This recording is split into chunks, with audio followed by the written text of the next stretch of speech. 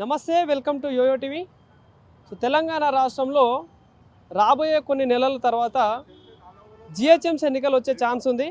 So మరి ప్రధానంగా Congress party 3 సంవత్సరాల్లో చేసిన హామీలు కావచ్చు, ఏదైతే వాళ్ళు ఇచ్చే పథకాలు కావచ్చు, ప్రజల్లోకి ఎంతవరకు వెళ్తూ ఉన్నాయి, సో వీటి వల్ల ప్రజలు ఎంతవరకు సంతోషంగా ఉన్నారు, ఎంతవరకు అమలు అవుతా ఉన్నాయి, ఎంతవరకు అందుతూ ఉన్నాయి, వీటన్నిటి గురించి మాట్లాడదాం. సో ప్రస్తుతం జూబ్లీహిల్స్ నియోజకవర్గంలో ఉన్న సో ఇదే నియోజకవర్గంలో దాదాపుగా కొన్ని నెలల క్రితం బై ఎలక్షన్ రావడం జరిగింది. సో ఇక్కడ కాంగ్రెస్ పార్టీ గెలిచింది. సో మరి కాంగ్రెస్ పార్టీ హయాంలో ఇక్కడ ఏమైనా మార్పు వస్తూ ఉందా, ఏమైనా కొత్తగా పనులు జరుగుతూ ఉన్నాయని ప్రజా అభిప్రాయం తెలుసుకునే ప్రయత్నం చేస్తూ ఉన్నాం యోయో టీవీ ఆధ్వర్యంలో. సో ప్రస్తుతం జూబ్లీహిల్స్ నియోజకవర్గంలోని రాజీవ్ నగర్ ఆటో స్టాండ్ దగ్గర ఉన్నాం. సో మరి ఇక్కడ చాలామంది ఆటో అన్నలు అయితే ఉన్నారు, ఒకసారి మాట్లాడే ప్రయత్నం చేద్దాం. అన్న నమస్తేనే, ఏం పేరు అన్న? అబ్దుల్ నబీ బాబా, రాజీవ్ నగర్ ఆటో స్టాండ్ డ్రైవర్ని నేను. అన్న మరి ప్రధానంగా ఆటో డ్రైవర్లతో చాలా మందితో మాట్లాడుతూ ఉన్నా, ఎట్లుంది ఆటో డ్రైవర్ల పరిస్థితి, ఏమైనా మార్పు వచ్చిందా, ఎట్లా ఉంది అసలు? ముందుకంటే దారుణంగా ఉంది.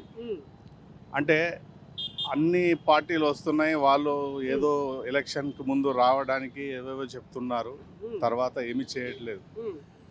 గత కొద్ది సంవత్సరాలుగా ఆటో డ్రైవర్ల పరిస్థితి చాలా దారుణంగా ఉంది.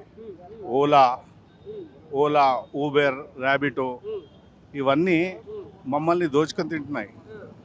ముందు 1 డేకు 30 రూపీస్ తీసుకునేది ర్యాపిడో, ఇప్పుడు 1 డేకి 60 రూపీస్ తీసుకుంటున్నారు కమిషన్. వాళ్ళు తీసుకొని కూడా దాంట్లో మళ్ళీ బూస్ట్ అని, ప్రీమియం అని ఇలాంటివి పెట్టి మమ్మల్ని వాళ్ళు చెప్పినట్టు వినాలి, అలా హింసిస్తున్నారు మా ఆటో డ్రైవర్లను. మా ఆటో డ్రైవర్లు కూడా ఏం చేయలేము.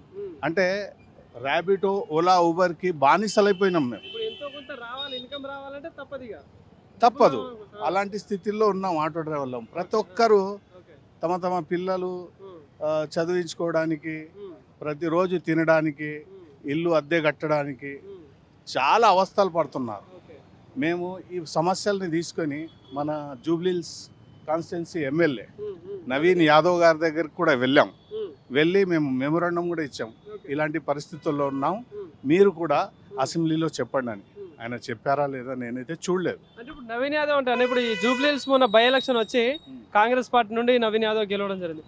ఏంటి ఏమన్నా పనులు చేస్తున్నాడా? గెలిచిన తర్వాత అయినా ప్రజల్లోకి రావడం చేయడం చేస్తున్నారు, కాదని లేదు, చేస్తున్నారు. కానీ మేము ఎంతైతే ఊహించామో అక్కడ వరకు ఇంకా ఆయనకు రాలేదనుకుంటాను నేను. ఎందుకంటే కాంగ్రెస్ ప్రభుత్వంలో చాలా పథకాలు ఇచ్చిలు, హామీలు ఇచ్చిలు. ప్రధానంగా ఇప్పుడు ఆటో డ్రైవర్లు అంటే ఫ్రీ బస్ అనేది ఒకటి చాలా ప్రభావం అవుతుందని చాలా మంది చెప్తా ఉన్నారు. ఏంది అది వాస్తవం అంటారా? మరి ఫ్రీ బస్ వల్ల లోకల్ ఆటోస్ అంటే బోరాబండ టు ఎర్రగడ్డ వెళ్ళేవాళ్ళు, బోరాబండ టు అమీర్పేట వెళ్ళేవాళ్ళు, చాలామంది లేడీస్ వర్కర్స్ ఆటోలో వెళ్ళేది. ముందు లేబర్లు వీళ్ళందరూ ఆటోలో వెళ్ళేది. ఇప్పుడు ఫ్రీ బస్ అయిన తర్వాత వాళ్ళు డబ్బులు పెడతారా? పెట్టరు. ముందే మన తెలంగాణ లేడీస్ రూపాయి కూడా ఆలోచించి ఖర్చు పెడతారు. అందుకే వాళ్ళ గురించి ఆలోచిస్తారు, మా గురించి కాదు. మా గురించి ఆలోచించేది గవర్నమెంట్ ఒక్కటే. రేవంత్ రెడ్డి గారికి మళ్ళీ ఒకసారి రిక్వెస్ట్ చేస్తున్నాము, మమ్మల్ని పట్టించుకోండి. మీరు మేనిఫెస్టోలో ఏదేదైతే చెప్పారు,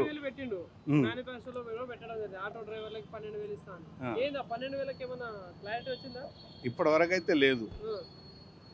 మొన్న ఫ్రీ స్కీమ్ కింద మనకు ఆటో పర్మిట్లు ఫ్రీ అని ఆటోలు ఇచ్చారు. ఆ ఆటోలు తీసుకున్న తర్వాత బిజినెస్ అనేది పడిపోయింది.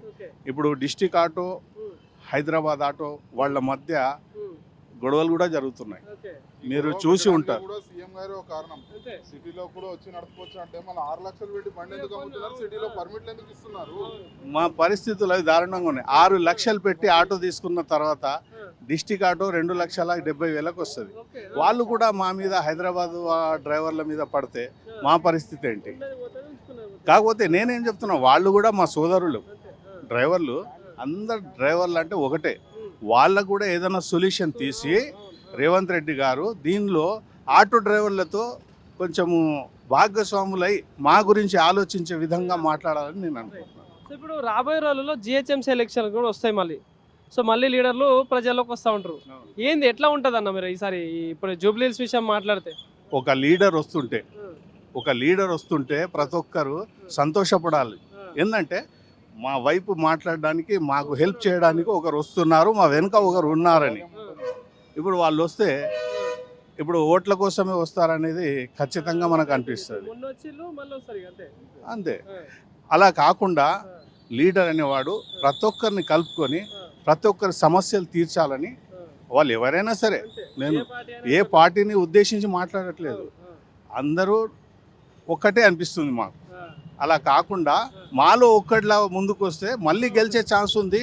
వాళ్ళు ఏదైతే సాధించాలనుకుంటారో ఖచ్చితంగా సాధించుకుంటారు. కాకపోతే మాతో కలిసి ఉండాలి, ప్రజలతో కలిసి ఉంటేనే ఆ లీడర్ అవుతారు.